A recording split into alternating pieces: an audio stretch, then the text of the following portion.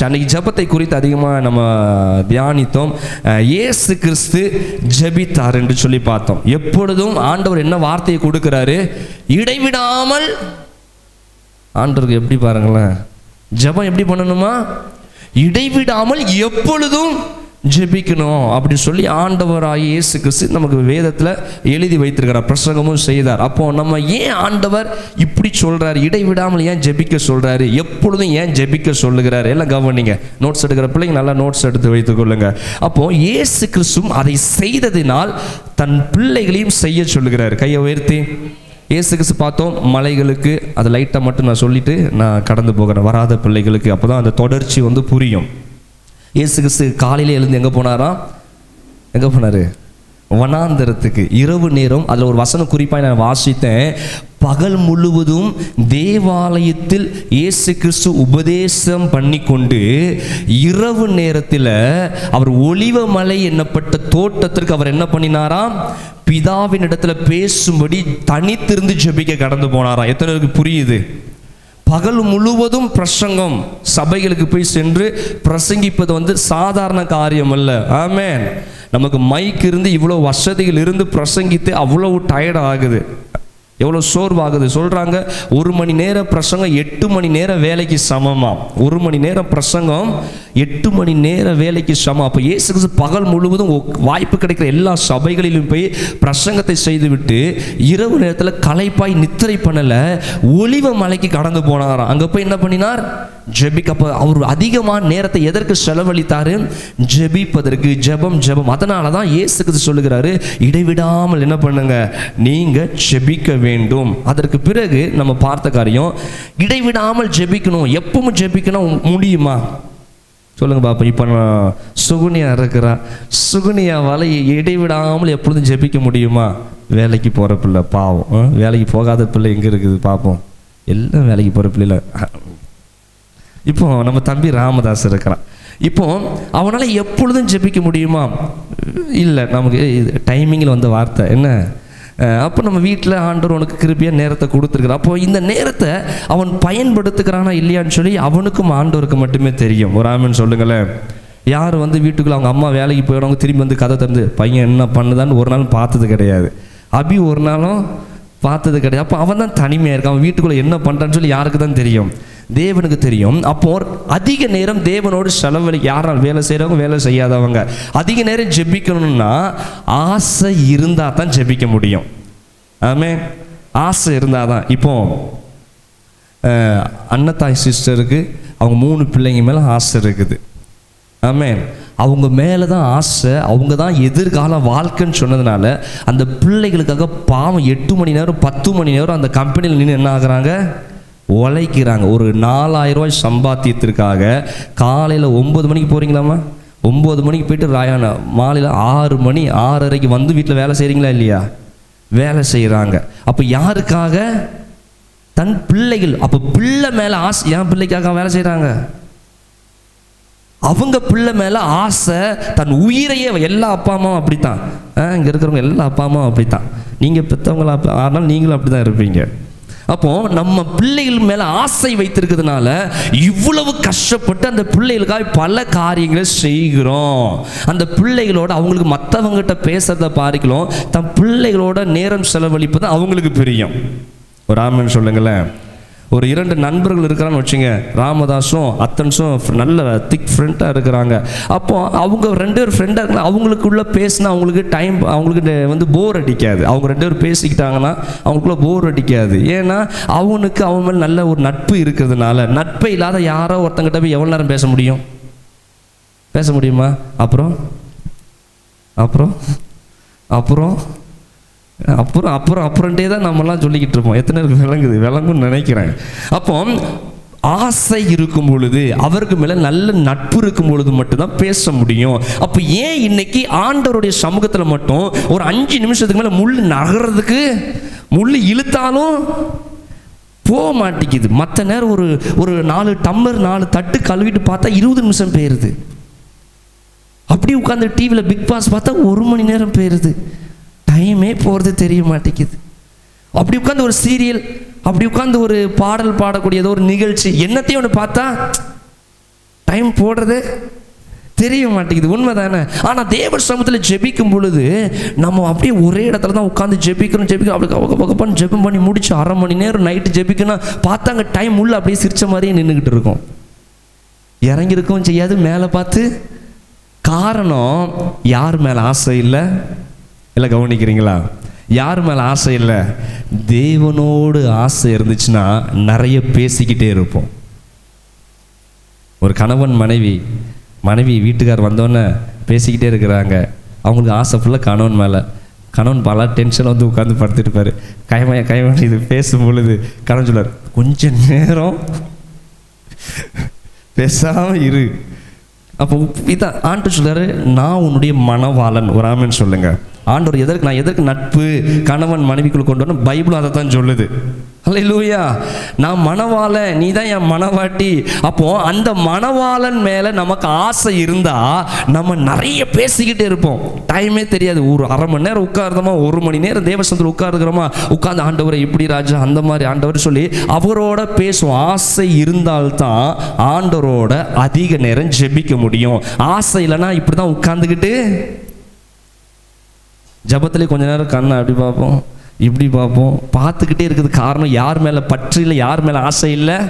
சத்தமாக சொல்லுங்க. அப்போ அதிக நேரம் இதெல்லாம் அன்றைக்கி நைட் ப்ரேயரில் தியானிச்சோம். அன்றைக்கி வந்தவங்களுக்கு கூட இது இன்றைக்கி புதுசாக இருந்த மாதிரியே தெரியுது எனக்கு என்னவோ. சரி.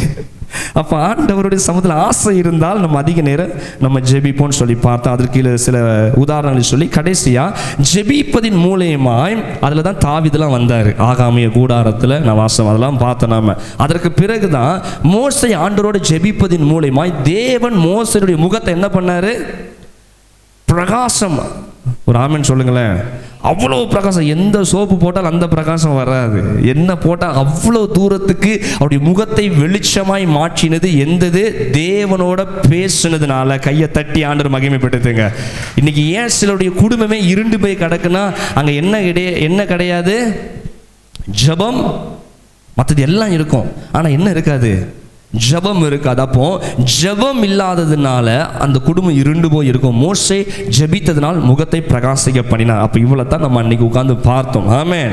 அப்போ இன்றைக்கு அடுத்ததாய் நம்ம பார்க்க போகிற காரியம், ஜபம்னு சொல்கிறோமே, எப்பொழுதும் ஜெபிக்கணும், இடைவிடாமல் ஜெபிக்கணும், அவரோட ஆசையாக ஜெபிக்கணுமா? மோசே ஜெபிச்சாரா, முகத்தை பிரகாசமாக்கினாரா? எதுக்கு இவ்வளவு டைமை நம்ம ஸ்பெண்ட் பண்ணணும்? ஜபத்துக்கு எதுக்கு இப்படிலாம் நம்ம பிரயாசப்படணும்? இன்னைக்கு போகக்கூடிய காலத்தில் பார்த்தா டைம் எதுக்குமே கொடுக்க முடியல. அவ்வளோ தூரம் நம்ம பிஸியாக என்ன பண்ணிக்கிட்டே இருக்கிறோம்? ஓடிக்கிட்டே இருக்கிறோம். உட்காந்து ஆண்டவரோட பேசி ஜெபிச்சுக்கிட்டு பைபிளை வாசிச்சுக்கிட்டு இப்படிலாம் இருக்கணுமா? ஏன்னா நாளடைவில் அன்னைக்கு வேதாகமும் பெரிய சுருளாக இருந்துச்சு, புஸ்தகம் சுருளாக இருந்துச்சு. அது ஒரு பெரிய புஸ்தகமாக மாறுச்சு. அதுக்கப்புறம் சின்ன பைபிளாக மாறுச்சு. இப்போ மொபைலுக்குள்ளே வந்துருச்சு. இனி நாள் போக்கில் காதுக்குள்ளே ஒரு ஹெட்ஃபோன் பின்ன மாதிரி உள்ளே சொருவிட்டு அது துணிச்சுக்கிட்டே இருந்தாலும் ஆச்சரியப்படுறதுக்கு இல்லை. ஆமென். எல்லாமே ரொம்ப மாறி போனது. அப்போ இந்த காலகட்டத்தில் இத்தனை மணி நேரம் ஜெபிக்கணும் என்பது சாத்தியமா? எல்லாரும் வேலைக்கு போகிற பிள்ளைங்க எல்லாரும் அப்போ இவ்வளோ பிஸியாக இருக்கிற இதில் நம்மளால் உட்காந்து சில மணி நேரம் ஜெபிக்கணுமா? ஏன் இந்த ஜெபத்துக்கு இவ்வளவு முக்கியத்துவம் நம்ம கொடுக்கணும்? வேதம் என்ன சொல்லுகிறது நம்ம பார்க்க போகிறோம். கையை உயர்த்தி ஒரு ஆமென் சொல்லுங்க. பக்கத்தில் பார்த்து தட்டி சொல்லுங்க, ஜெபத்துக்கு இவ்வளவு முக்கியம் ஏன் கொடுக்க போகிறோம்னு சொல்லி நம்ம இன்னைக்கு பார்க்க போகிறோம். எல்லாம் சொல்லிட்டீங்கன்னா விளங்கணும். ஆமென். சரி. அப்போ ஏன் ஜபத்துக்கு இவ்வளோ முக்கியம்னா, நான் ஏற்கனவே சொல்லியிருக்கிறேன், ஜபம் என்று சொன்னாலே தேவனோடு பேசுவது. அப்போ ஏன் ஜபத்துக்கு இவ்வளோ முக்கியம் கொடுக்கணும்னா, ஆண்டவருடைய சமூகத்தில் உட்கார்ந்து பேசும் பொழுது தான் நமக்கும் ஆண்டவருக்கும் என்ன உண்டாகிறது? ஒரு நெருக்கம் வருகிறது. கையை உயர்த்தி ஒரு ஆமென் சொல்லுங்க. இப்போ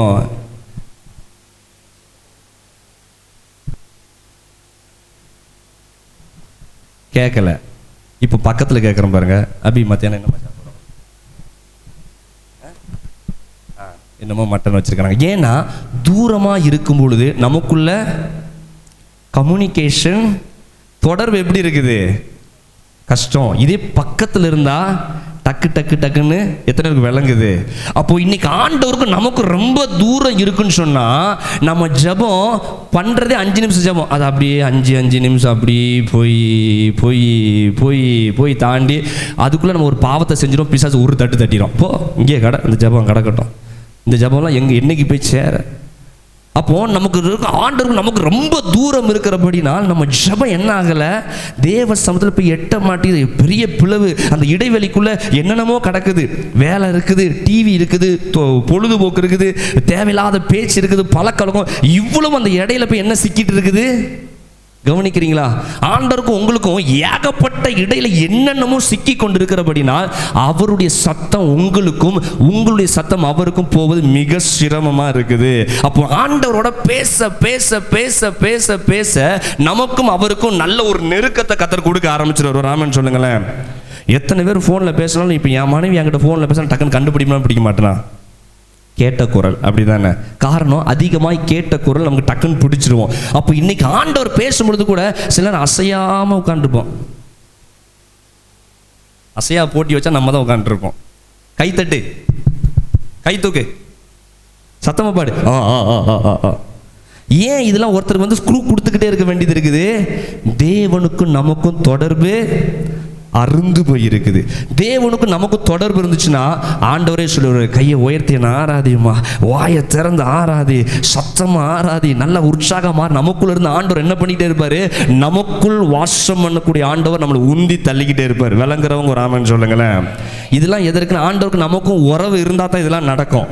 உறவு இல்லாத வரைக்கும் பின்னாடி என்ன பண்ணிட்டு இருப்பான்? கீ கொடுக்குற பொம்மை கீ கொடுத்தோன்னே அது கொட்டடிச்சு கிடுக்கிட்டு போய் ஒரு இடத்துல பின்னாயிரும், நின்றோம். மறுபடியும் கீ கொடுத்தோன்னே கிடுக்கிட்டு. இன்னைக்கு அநேகர் கீ கொடுக்குற ஆவிக்குரிய வாழ்க்கையில் தான் இருக்கிறோம். ஒரு ஆமீன் சத்தமாக சொல்லுங்களேன். பக்கத்தில் பார்த்து சொல்லுங்க, புரியுதான்னு சொல்லுங்க. ஹல்லேலூயா, ஹல்லேலூயா. அப்போ நெருக்கம் வருவதற்காக நம்ம அதிகமாக என்ன பண்ணணும்? ஜெபிக்கணும். இப்போ நெருக்கம் வந்துருச்சு. மொதல் பாயிண்ட் எழுதுறீங்களா இல்லையா? எழுதுறவங்களும் அப்படி என்னையே பார்க்குறீங்களே, டைரி வாங்கி பார்த்தா தான் தெரியும். எழுதுகிற மாதிரி அப்படியே படம் போடுற மாதிரி எனக்கு தெரியுது.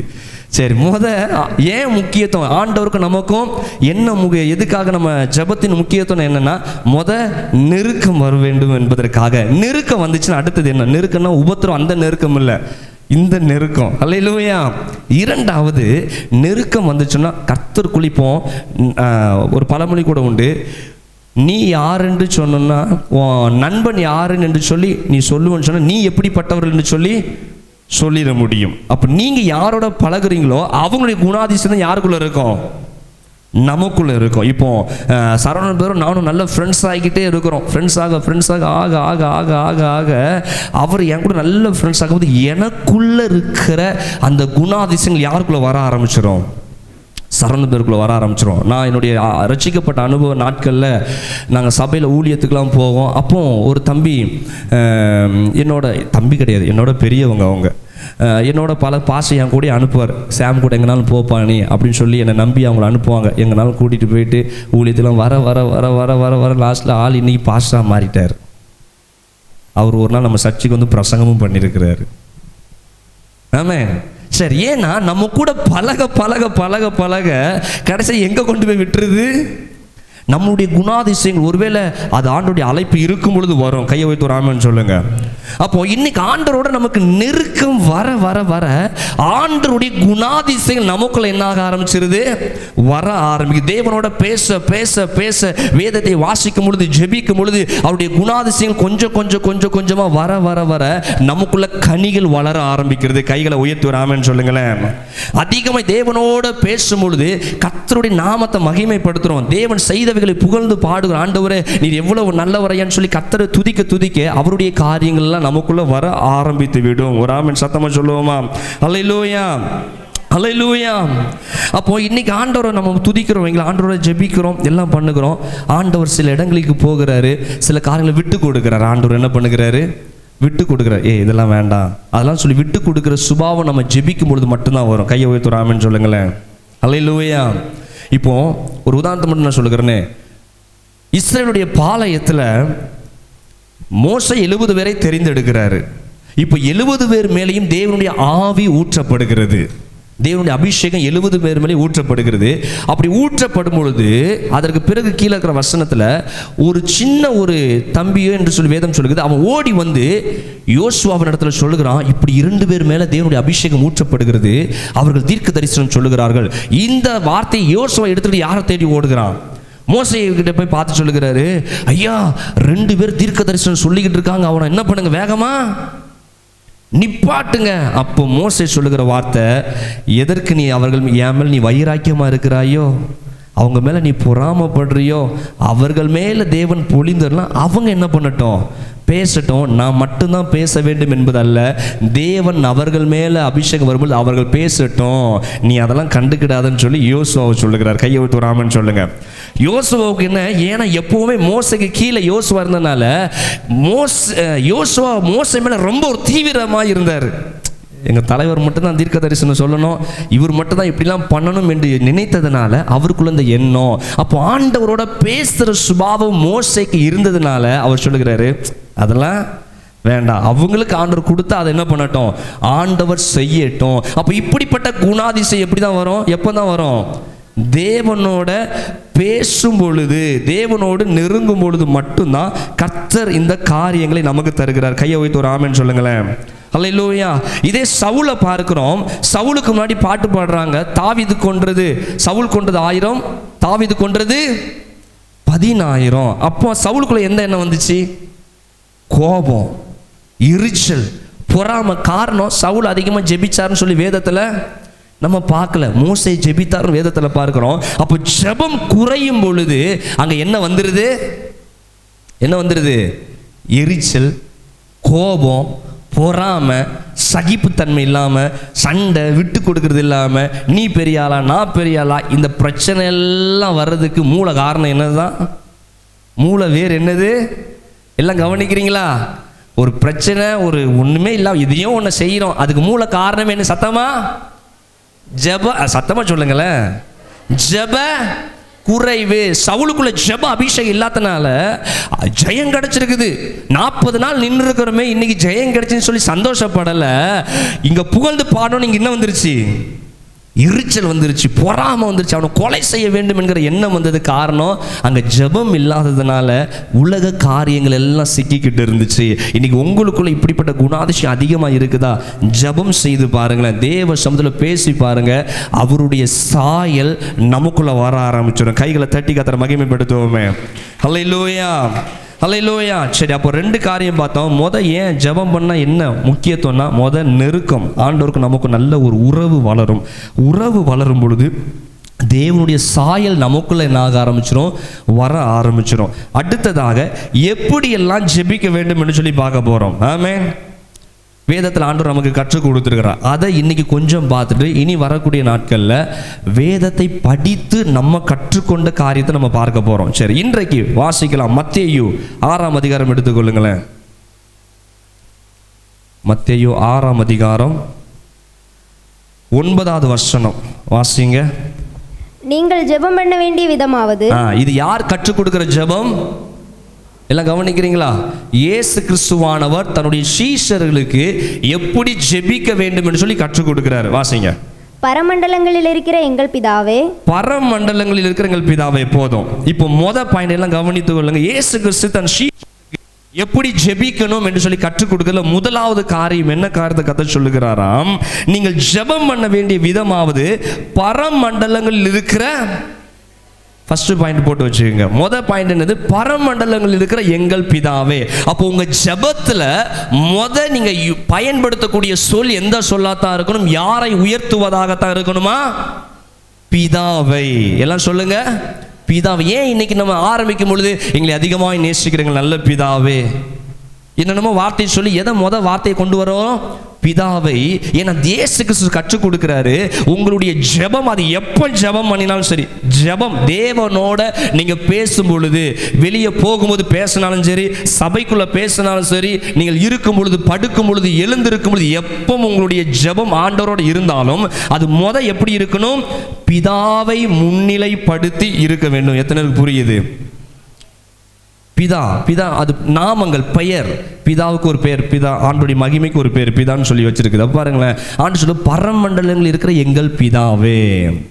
வேதத்தில் ஆண்டருடைய நாமத்தை சொல்ல வேண்டும் என்று கத்த சொல்கிறார். இயேசு கிறிஸ்துடைய நாமம். பிதா தன்னுடைய ஒரே பேரான குமாரனை புதிய ஏற்பாட்டில் என்ன பண்ணுகிற, மகிமைப்படுத்துகிறார். வேதம் சொல்லுகிறது, என் நாமத்தை கொண்டு நீங்கள் எதை கேட்டாலும் நான் உங்களுக்கு தருகிறேன்.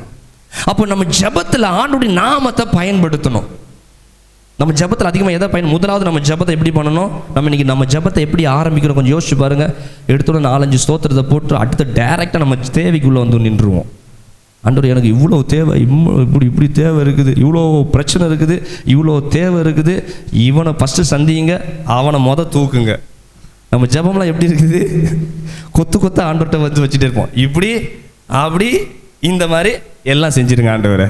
5 நிமிஷத்துக்குள்ள டோட்டலாக அப்படி முடிச்சுட்டு போய் உட்காந்துருவோம்.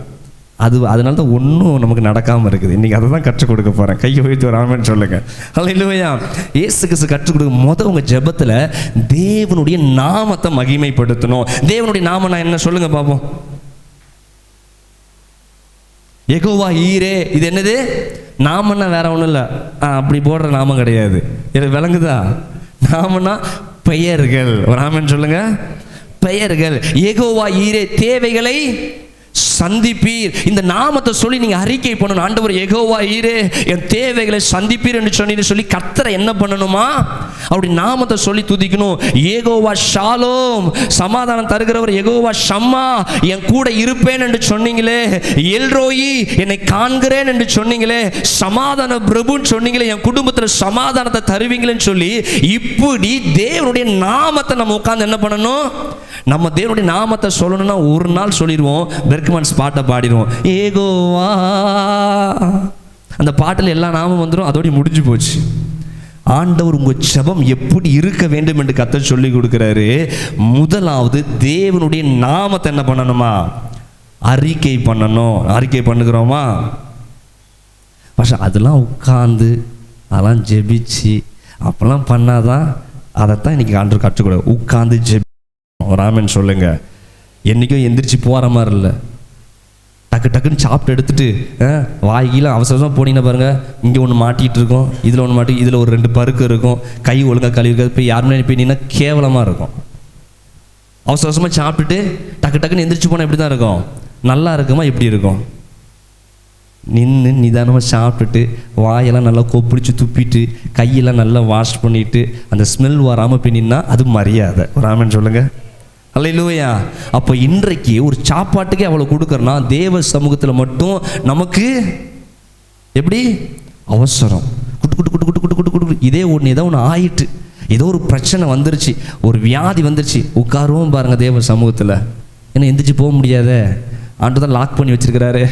அப்பா ஆண்டவரே, மரியாதை போல் உங்கள் பாதத்தில் நான் என்ன பண்ணுறேன் ஆண்டவரே, உங்கள் பாதமே தஞ்சம், நீரே என் கோட்டை. அப்படி உட்காந்து மணிக்கூர் கணக்காக காலெல்லாம் உடச்சி போட்ட பிறகு உட்காந்துட்டு இருப்போம். அதான் போக முடியாத. அதுவல்ல, சுகமாக இருக்கும் பொழுது, பலனாக இருக்கும் பொழுதே பொறுமையாக தேவ சமூகத்தில் ஜெபிக்க கற்றுக்கொள்ளணும். கையை உயர்த்தி வராமன்னு சொல்லுங்கள். அல்லேலூயா. அப்போ ஆண்டவருடைய நாமத்தை சொல்லணும். பேதுரு யோவானும் தேவாலயத்துக்கு போறாங்க, முடவனை பார்க்கிறாங்க. என் நாமத்தினால் எழும்பு, நான் அப்போஸ்தலன் சொல்லி எழுப்புனாங்களா? இயேசுவின் நாமத்தினால் எழுந்து நடன்னு சொன்னாங்களா? என்ன ரொம்ப அமைதியா இருக்குது? அவங்க வாயில சொன்ன அறிக்கை இயேசுவின் நாமம். கையை உயர்த்தி வராமன்னு சொல்லுங்களேன். அப்ப அங்க ஆண்டவருடைய நாமத்தை சொல்லும் பொழுது அவனுக்குள் தேவ வல்லமை இறங்க ஆரம்பிக்குது. ஒரு முடவனுக்குள்ளே தேவ வல்லமை இறங்குன்னா உங்க குடும்பத்துக்குள்ள தேவ வல்லமை இறங்குமா இறங்காதா? உங்க ஜெபத்துல வல்லமை இறங்குமா இறங்காதா?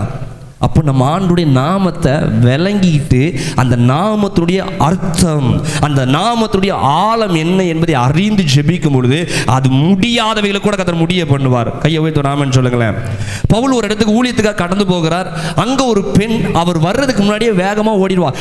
உலகத்தை கலக்கிறவர் இங்கே வராங்க, உலகத்தை கலக்கிறவங்க இங்கே வர்றாங்கன்னு சொன்ன உடனே எல்லாரும் அலர்ட் ஆயிருந்தாங்கலாம். ஆஹா வந்துட்டாயா, நம்ம என்ன பண்ணிடணும், எல்லாம் அங்கே போய் பதுங்குன்னு சொல்லி இந்த அம்மா கலவரத்தை உண்டு பண்ணிக்கிட்டே இருந்தாங்க இந்த பெண். அப்போ இவர் அவளை உற்று பார்த்து இயேசுவின் நாமத்தில் உன்னை நான் கடிந்து கொள்ளுகிறேன் என்று சொல்லுகிறாரு. பவுல் என்ன சொல்லுகிறாரு? எந்த நாமத்தை பயன்படுத்துகிறார்? இயேசுவின் நாமத்தினால நான் உன்னை கடிந்து, அதாவது இயேசுவின் நாமத்தையும் சொல்லக்கூடாது, பொதுவாக நாமன்ற பேரை நான் சொல்லிக்கிட்டு இருக்கேன். ஆமென். சில இயேசுவின் நாமத்தை மட்டும் பிடிச்சிக்கிட்டு இருப்போம். அப்படி இல்லை, பிதாவின் நாமம், தேவகுமாரனின் நாமம், பரிசுத்த ஆவியின் நாமம், எல்லா நாமத்தையும் சொல்லி நம்ம ஜெபிக்கணும். கையை உயர்த்தி வராமன்னு சொல்லுங்களேன். அப்போ கடிந்து கொள்ளும் பொழுது அதற்குள்ள இருந்து பிசாசு வெளியே போகுது. நீங்கள் நம்ம குடும்பத்துக்குள்ளே நம்ம ஜெபிக்கும் பொழுது நம்ம தேவ நாமத்தையே பயன்படுத்த மாட்டேங்கிறோம்.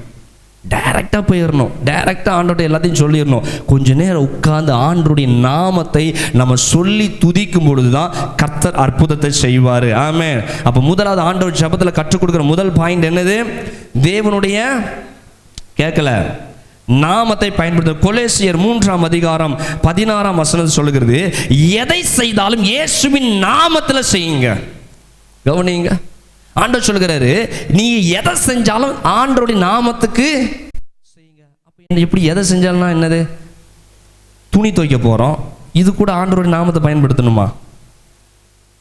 கவனிக்கிறீங்களா? எதை செய்தாலும் தேவ நாமத்துக்காக செய்யுங்கள் என்று பைபிள் சொல்லுது. அப்போ துணி துவைக்க போறோம், இதுலயும் ஆண்டவருடைய நாம மகிமைக்காக செய்ய முடியுமா? ஆமென். அது துவைக்க வேண்டிய நேரத்தில் துவைக்கணும். ஒரு ஆமென் சொல்லுங்க. அல்லேலூயா. சில ஆள் எப்பவும் துவைச்சிக்கிட்டே இருப்பான். அவனுக்கு கொஞ்சம் அழுக்கு இருந்தால் பிடிக்காது, கொஞ்சம் அழுக்கு இருந்தால் பிடிக்கும். எந்த நேரம் அவர் ஒரு துவைப்பாக தான் இருக்கும். ஆமென். அப்போ சின்ன காரியமாக இருந்தாலும் அதில் ஒரு இடரல் வராமல், அதில் கூட உன் குடும்பத்தில் தேவன் மகிமை பண்ணும். இவன் எப்பவும் பாத்திரம் வளைக்கிட்டே தான் இருப்பான். இவன் எப்பவும் பாத்திரம் எந்த அங்கே வீட்டுக்காரர் வந்திருப்பாரு சாப்பாட்டுக்கு, இருங்க 4 பாத்திரத்தை விளக்கிக்கிட்டு, உன் பாத்திரத்தை விளக்குவதை பார்க்கிலும் உன் கணவனுடைய பசியை ஆற்றுவதே உத்தமம். பைபிள் சொல்லலை, நான் சொல்கிறேன். ஹலோ, கவனிக்கிறீங்களா? இல்லை, நம்ம ஆண்டவர் சொல்லுகிறாரு, எதை செய்தாலும் தேவ நாமத்துக்காக செய்யுங்க. அப்போ எதனா நம்ம என்னத்தை செய்கிறோம்? வீட்டில் வேலை செய்கிறோம், வெளியே கடைக்கு போகிறோம், ஒரு சபைக்கு போகிறோம், ஒரு ஆராதனைக்கு போகிறோம், நம்ம வேலையை செய்கிறோம், டிவி பார்க்குறோம், அதுலேயும் தேவ நாம மகிமைக்காக. கவனிக்கிறீங்களா? ஒரு நிகழ்ச்சியை பார்க்குறோம், அதில் தேவ நாம மகிமைப்படுதா? அப்படி ஒன்றும் தெரிஞ்ச மாதிரி இல்லையே பாஸ்டர். அப்போ அதை என்ன பண்ணுங்க? ஷட் டவுன் பண்ணுங்க. ஆமென். அது சாதாரணது தானே. அந்த சாதாரணதுலேருந்து தான் ஆரம்பிக்குமே பெரிய பாவம். அந்த சாதாரணதுலேருந்து தான் என்ன ஆரம்பிக்குது? கவனிக்கிறீங்களா?